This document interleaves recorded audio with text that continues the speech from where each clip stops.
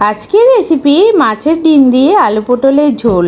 প্রথমে ব্লেন্ডারে ডাল ব্লেন্ড করে নিয়েছি, মটর ডাল, তার মধ্যে দিয়ে দেবো রুই মাছের ডিম, তারপর দিয়ে দেবো লবণ, হলুদ গুঁড়ো, পেঁয়াজ কুচি, আর দিয়ে দিয়েছি এখানে জিরা গুঁড়ো। সব কিছু খুব ভালোভাবে মিশিয়ে এখন আমি এগুলো বড়া বানিয়ে ভেজে তুলে নেব। এগুলো ভেজে তুলে নেওয়া হয়ে গেলে এখানে গোটা জিরে ফোড়ন দেব, তারপর এখানে দিয়ে দেব আলু এবং পটল। আলু আর পটলটা কিছুক্ষণ কষিয়ে নিয়ে তার মধ্যে দিয়ে দেব পেঁয়াজ আর আদা বাটা, হলুদ গুঁড়ো, মরিচ গুঁড়ো, ধনিয়া জিরা গুঁড়ো, সব কিছু দিয়ে আবার এখানে দিয়ে দিলাম টক দই। এখন মশলার সাথে আলু পটলগুলো খুব ভালোভাবে একবারে কষিয়ে নেব। সামান্য একটু চিনি দিয়ে দেব। কষানো হয়ে গেলে দিয়ে দেব পরিমাণ মতো জল। জল দেওয়ার পরে যখন আলু পটলটা অনেকটা ফুটে আসবে তারপর দিয়ে দেব গরম মশলা।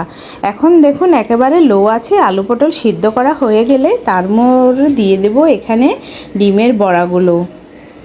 কিছুক্ষণ রান্না করার পরে বড়াগুলো যখন গায়ে গায়ে ঝোল ঢুকে যাবে তখন আমি এখানে অ্যাড করে দেব ঘি। ঘি দিয়ে নামিয়ে নেব। দারুণ রেসিপি।